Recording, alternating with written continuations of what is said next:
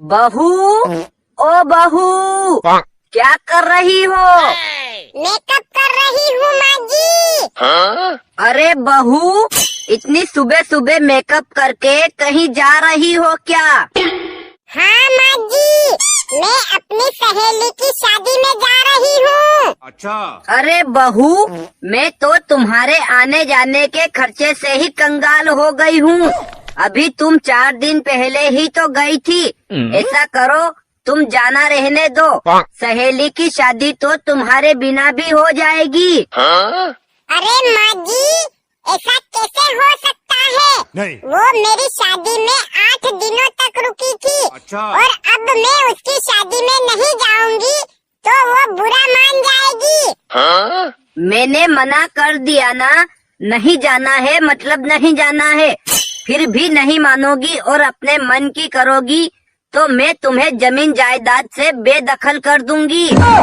देखो माँ जी, आपके मायके में या आपकी सहेली के यहाँ कोई भी काम आता है तो आप 4 दिन पहले ही चली जाती हैं। अच्छा। और मैं केवल 1 रात के लिए जा रही हूँ तो भी आप मना कर रही है।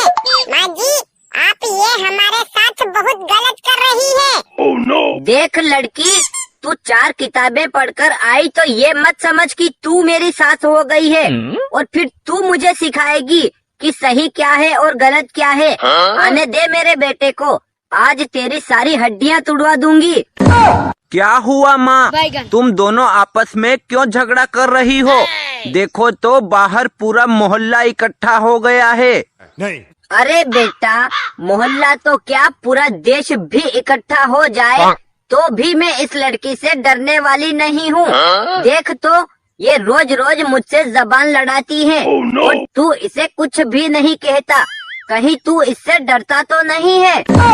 अरे संगीता, तूने माँ से ऐसा क्या बोल दिया जिससे वो गुस्सा कर रही है और उसने चिल्ला चिल्ला कर पूरा मोहल्ला जमा कर दिया है। देखो जी, मैं अपनी सहेली की शादी में जा रही थी तो माँ जी ने बोला कि बहू तेरे रोज रोज के खर्चे से हम कंगाल हो जाएंगे। Oh no! तो मैंने बोला कि माँ जी, आप अपने मायके में या अपनी सहेलियों के यहाँ कुछ काम होता है तो 4 दिन पहले चली जाती है और मैं केवल 1 रात के लिए जा रही हूँ, जिसमें भी आप बोल रही हैं कि हम कंगाल हो जाएंगी। माँ जी, आप हमारे साथ ये गलत कर रही हैं। बस इसी बात पर उन्होंने बहस खड़ी कर दी और चिल्ला रही है। नमस्कार मेरी सभी माताओं बहनों को। बहू भी किसी की लाडली बिटिया होती है।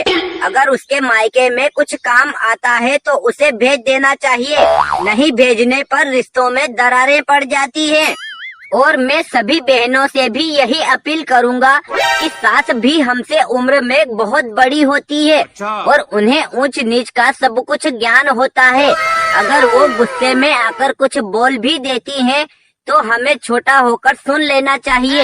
ऐसा करने से रिश्तों में दरारें नहीं पड़ेगी और परिवार हंसी खुशी चलता रहेगा। अच्छा। अगर आपको यह वीडियो अच्छा लगा हो तो इसे लाइक और चैनल को भी सब्सक्राइब कर देना। धन्यवाद।